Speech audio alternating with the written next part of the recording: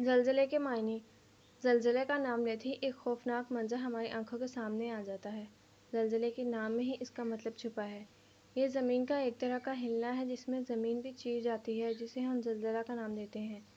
جہاں بھی یہ زلزلے آتے ہیں وہاں کے مکان گر جاتے ہیں، لوگوں کے جانور اور مویشی اس کے نیچے دب کر مر جاتے ہیں۔ زمین بری طرح ہلتی ہے اور کبھی کبھی چیر بھی جاتی ہے۔ جب اس کا قہر کئی گنا بڑھ جاتا ہے تو اسے زلزلے کا نام دے دیا جاتا ہے۔ انسان اور جانور زندہ موت کے منہ میں چلے جاتے ہیں۔ زلزلے آنے کی وجوہات۔ زلزلے سب سے زیادہ جاپان میں آتے ہیں۔ وہاں آئے دن زمین ہلتی رہتی ہے۔ یہ زلزلے سب سے زیادہ جوالا مکھی کے پھٹنے کی وجہ سے آتے ہیں اور جاپان میں یہ پہاڑ سب سے زیادہ ہیں۔ دھیرے دھیرے زمین میں جو چٹانیں پلیٹس ہوتی ہیں وہ کھسکنے لگتی ہیں اور یہی سب وجوہات زلزلے کا سبب بن جاتی ہیں۔ اسی لیے پہاڑوں والی جگہوں پر زلزلے زیادہ آتے ہیں۔ زلزلہ ماپنے کا آلہ۔ زلزلہ کو ناپنے کا ایک اسکیل ہوتا ہے۔ 3 ریکٹر سے آنے والا زلزلہ زیادہ نقصان دینے والا نہیں ہوتا، لیکن 7 ریکٹر سے آنے والا زلزلہ کافی تباہی مچا دیتا ہے۔ سب سے بڑا زلزلہ 1923 میں جاپان کے دارالحکومت ٹوکیو میں آیا تھا۔ زلزلے کے نقصانات۔ جہاں بھی یہ زلزلہ آتا ہے وہاں بہت ہی خطرناک تباہی مچ جاتی ہے، جس کی وجہ سے ندیوں کا پانی آس پاس کے علاقوں میں پھیل جاتا ہے، جس کی وجہ سے گہرے نقصانات ہو جاتے ہیں۔ جہاں آبادی زیادہ ہوتی ہے وہاں زلزلے کی وجہ سے بہت بڑا نقصان ہوتا ہے۔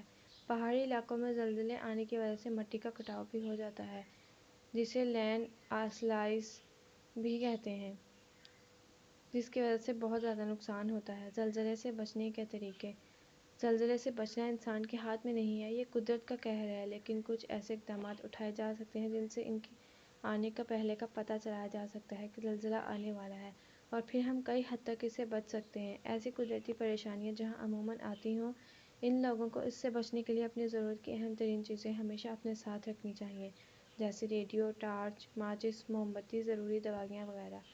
زلزلہ آنے پر سبھی کو کھلے میدانوں کی طرف چلے جانا چاہیے۔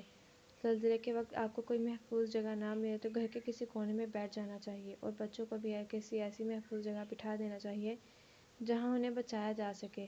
اگر آپ اسکول میں ہو تو زلزلہ کی صورت میں اپنے سروں کے اپنے بستوں کی مدد سے ڈھک کر ڈیسک کے نیچے بیٹھ جائیں۔ کتنی عجیب بات ہے کہ قدرت کی انوکھی بات کو ہم آسانی سے سمجھ نہیں آتی اور اس کو سمجھ پانا بہت ہی مشکل ہو جاتا ہے۔ زلزلے کا نام سن کر ہی ہماری روح کانپ اٹھتی ہے، لیکن انسان قدرتی پریشانیوں کا بہت ہی اچھے سے سامنا کر لیتا ہے۔ پر یہ بات بھی سچ ہے کہ اللہ تعالیٰ کی قدرت کے آگے کسی کی بھی نہیں۔